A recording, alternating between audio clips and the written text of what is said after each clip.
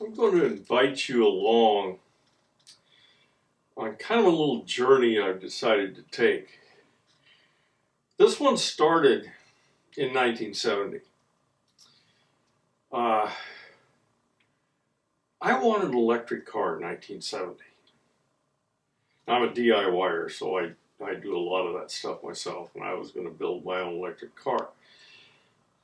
Around 73, I think it was the first year, we had the oil shortages, and that got intensified. But I was never able to do it. There were, kids and family and all that sort of stuff kind of got in the way. Well, later on in life, around 2000, I did make an electric car. I modified an older car that I'd owned and turned it into an electric car. And I drove it to work for about a year, something like that. And I found out all the terrible things about electric cars. Like the batteries weren't any good. If you wanted good batteries, it cost far more than a car would ever cost. So there were all kinds of things that I learned there, and that whole thing was a journey. It was fun. I still have that car, by the way. Well, some of you guys that have seen things on my channel before probably noticed that I bought a 2018 Chevy Bolt, which was pretty, without spending a pile of money on a Tesla at the time, it was a pretty good choice. And I'm going to make comparisons between my Chevy Bolt and my latest potential acquisition as we go along in this, because I'll do a lot of videos on it. And I kind of wanted to take you guys along with me. Of course, the Bolt has kind of a problem. The battery really is not big enough.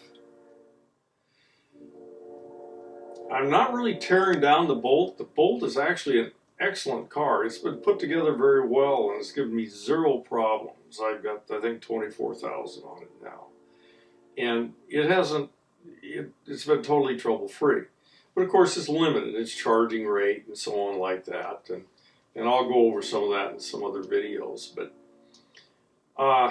so I made the choice here last Saturday to buy a Tesla Model S.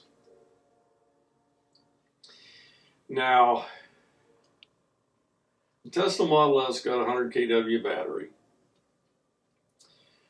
And so the range is considerably longer. And we have this little thing of Tesla's charging stations.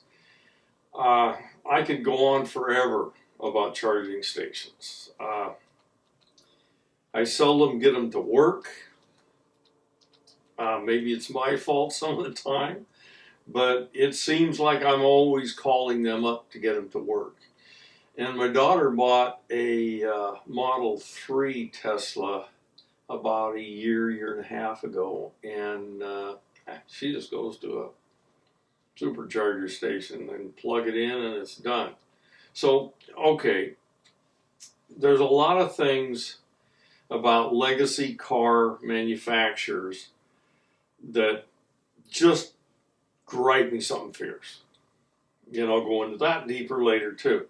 But over-the-air updates did not exist. They said they were going to be there with the Bolt, but they weren't there. And then I find out the only over-the-air updates they'll ever do are to the entertainment system, which they've never done that either.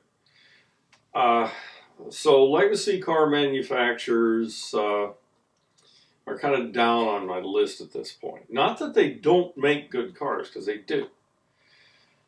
And Tesla has some problems with quality control. But what I'm purchasing is a Tesla Model S Performance.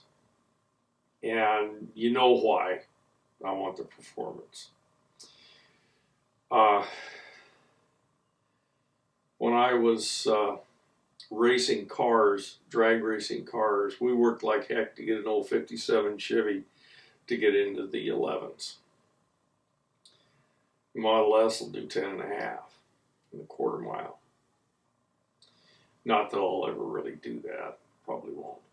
But I want to take you along in this little journey, and this is just kind of an introductory one. And I'm going to talk about the specifics of this car as we go along, and the good things and the bad things. Now, it's not going to be here for, they say 7 to 10 weeks. I think it's going to be at least 10 weeks. This is their highest production time. And why did I order at the highest production time? Number one, because Elon knocked $10,000 off the car and then decided he was going to add $2,000 to the self-driving, which is what I wanted. And the self-driving has been going up something fierce,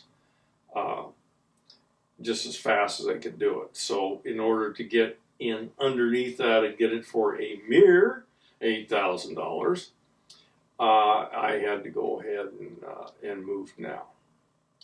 So I will be making videos on this thing as it goes along, and I would just enjoy you guys coming along for this little journey. That's it on this one.